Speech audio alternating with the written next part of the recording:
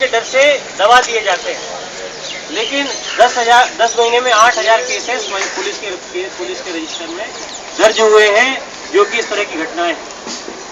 अभी हाल ही कल की एक बात, कल के पेपर में ही हमने पढ़ा, मैं कल मध्य प्रदेश में था, ग्वालियर में, जिसमें पढ़ा कि एक पिता अपने 8 साल की और एक 10 साल की बच्ची से पिछले 8 महीने के से बलात्कार कर रहा है। हमारे देश की स्थिति ये है। यहाँ बाहर की बात छोड़ दीजिए, हमारे घरों में भी हमारी महिलाएं, हमारी बहनें सुरक्षित नहीं है। क्या कभी कुछ सोच सकते हैं ये जहाँ भी जो बोल रहे थे कि अगर बाघ ही खेत को खा जाए तो क्या खेत सुरक्षित रहेंगे? अगर पिता ही इस तरह का दुराचारी हो जाता है तो बच्चियों की हिफाजत कौन करेगा? ये हमारे देश का माहौल होता जा रहा है। ग्वालियर में ये घटना, एक पड़ोसी लड़का, शायद 20-21 साल का एक लड़का होगा, वो एक 6 साल की बच्ची को भेला फुसला करके टोपी दिलाने के बहाने बाजार ले गया। उसको एक पुराना जो एक मकान बन रहा था उस मकान में ऊपर ले गया, यहाँ कोई नहीं था। उस बच्ची के साथ दुष्कर्म किया।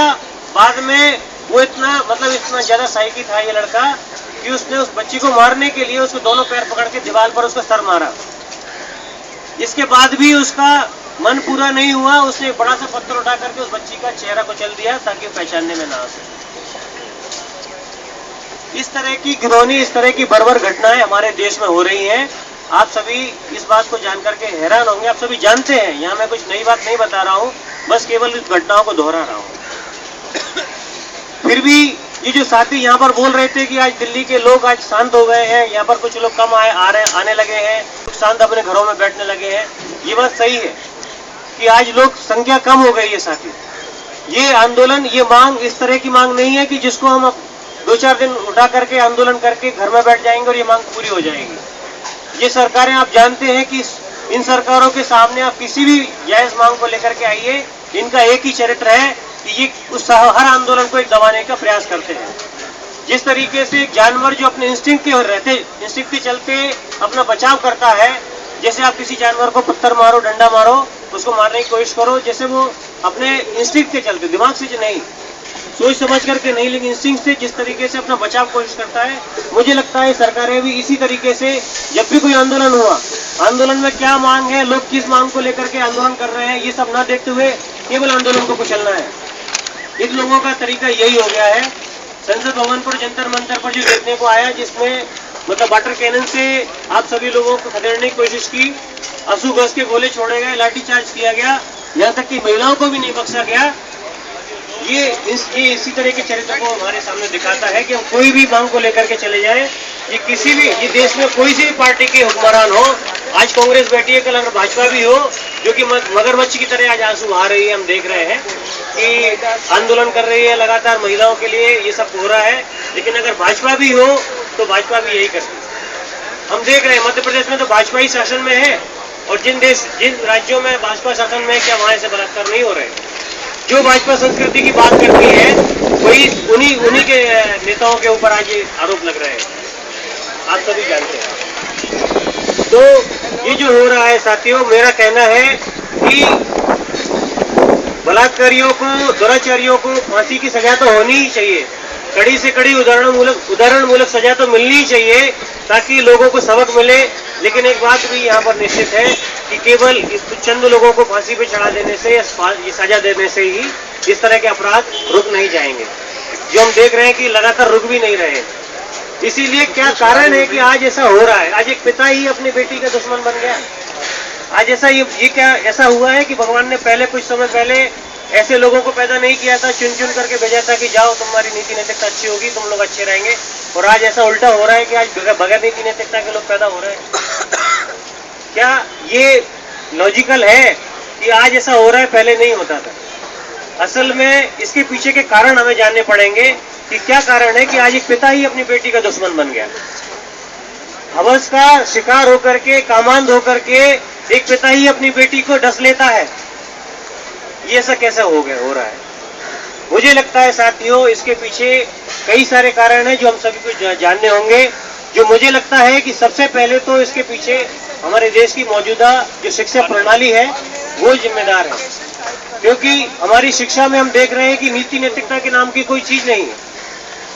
केवल व्यक्ति स्वार्थी और स्वार्थ से भी आगे बढ़ करके आत्म केंद्रित व्यक्ति हो रहा है। केवल वो अपने बारे में सोचता है, अपने रोजमर्रा के बारे में सोचता है। खाओ पियो ऐश करो की संस्कृति आज हमारे ऊपर हावी हो रही है। उसी के कारण से हमें लगता है कि आज ये इस तरह का आज दिन हमें देखना पड़ रहा है।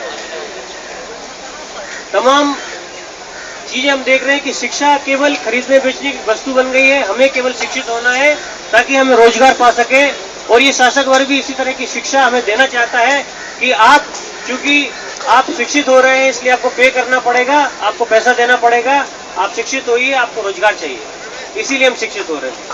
लेकिन कुछ समय पहले आप देखिए, हमारे आजादी आंदोलन के तमाम महान मनीषी और क्रांतिकारी जो हुए हैं, इन्होंने शिक्षा को मनुष्य निर्माण, चरित्र निर्माण का एक जरिया माना था। शिक्षा ही एकमात्र, मुझे लगता है, एक ऐसी वस्तु है, ज्ञान है, जो कि जानवर से इंसान को अलग करती है। नहीं तो जानवर और इंसान में कोई विशेष फर्क नहीं है। जो आदमी जो इस तरह की घटनाओं को, दामिनी जैसे केसेस को जो लोग आज अंजाम दे रहे हैं, वो क्या किसी जानवर से कम है? बल्कि मुझे लगता है कि जानवर भी इसके ऐसा कुकृत्य नहीं करता है, दुष्कर्म नहीं करता है। ये तो इंसान ही कर सकता है जिसके पास दिमाग है, जो सोच समझ के काम करता है।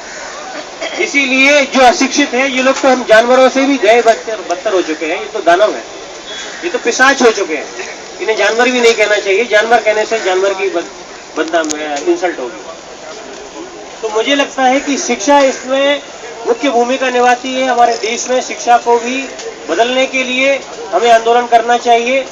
दूसरा, आज जो यहाँ पर भाइयों ने भी बोला, मुझसे पहले भी बोला, कि नशे की जो दुकानें खुल रही हैं लगातार, सरकार जो रेवेन्यू के लिए लगातार शराब की दुकानों के ठेके दे रहे हैं, वाइन की शॉप खुल रही है। जिस तरीके से चाय की दुकानें आज खुलती हैं, चाय की दुकान के बाहर खड़े होकर के लोग चाय पीते हैं, इस तरीके से आज हम देख रहे हैं हमारे तमाम शहरों में, यहाँ तक कि गाँव में भी शराब की दुकानें खुल रही हैं।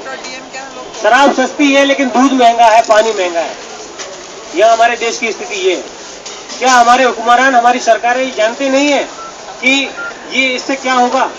शराब पी करके, नशे में धुत होकर के, स्मैक का नशा करके ये जो कामांध लोग सड़कों पर निकल रहे हैं, ये क्या करेंगे? ये इस तरह की घटनाओं को अंजाम नहीं देंगे तो और क्या होगा? तो ये अच्छी तरीके से जानते हैं साथियों। इसीलिए हम जानते हैं, टॉलस्टॉय ने कहा था कि हुकूमत की, सत्ता की हुकूमत जो है वो जनता की अज्ञानता में निहित होती है। अगर जनता अज्ञान बनी रहेगी, उसके ऊपर शासन आसानी से किया जा सकता है। और इसी तरीके से अगर इनको सेक्स में, हिंसा में अगर लिप्त रखा जाए तो और भी आराम से उनको शासन किया जा सकता है। इसीलिए रेवेन्यू तो एक पार्ट है ही कि शराब बिक रही है, उससे सरकार को रेवेन्यू मिलता है, ये तो एक बात है ही। लेकिन शासन करने के लिए भी इनको शराब की नदियां बहाना बहुत जरूरी है। इसीलिए आज शराब की दुकानें आप देख रहे हैं, लगातार शराब की दुकानें खुल रही हैं। कोई भी देश हो, कोई भी प्रदेश हो, भले ही वह कांग्रेस की सरकार हो, भाजपा की सरकार हो या किसी भी तीसरे फ्रंट की सरकारें हो, सभी जगह ऐसा ही हो रहा है कि लगातार शराब, इसमें इनको बढ़ावा दिया जा रहा है। और आज हर घर में शराब परोसी जा रही है। आज युवाओं में एक ऐसा कल्चर पैदा किया जा रहा है कि जो आदमी शराब नहीं पीता है, जो छात्र शराब नहीं पिएगा, पार्टी में नहीं जाएगा, पार्टी में अगर शराब नहीं होगी, डिस्कोथेक में नहीं जाएंगे, तो वो शायद कहीं ना कहीं पिछले जमाने का कोई व्यक्ति है जो आज हमारे सामने पैदा हो गया। वो शायद 18वीं या 19वीं शताब्दी का कोई व्यक्ति होगा, जो 21वीं शताब्दी में उसने जन्म ले लिया। हम अपने आप को हीन समझते हैं, हम अपने आप को इंफीरियर समझते हैं कि अगर शराब नहीं पिएंगे तो शायद हम हमारे आज के युवाओं में, मॉडर्न जो युवा हैं, इनमें हमारी गिनती नहीं होगी, हमारा शुमार नहीं होगा। और ये शासक वर्ग यही चाहता है कि हम इसी तरीके से सोचें और इसी तरीके से शराब में अंधे होकर के इस तरह की घटनाओं को हम लगातार अंजाम देते रहें और सारा देश इन घटनाओं में ही उलझा है।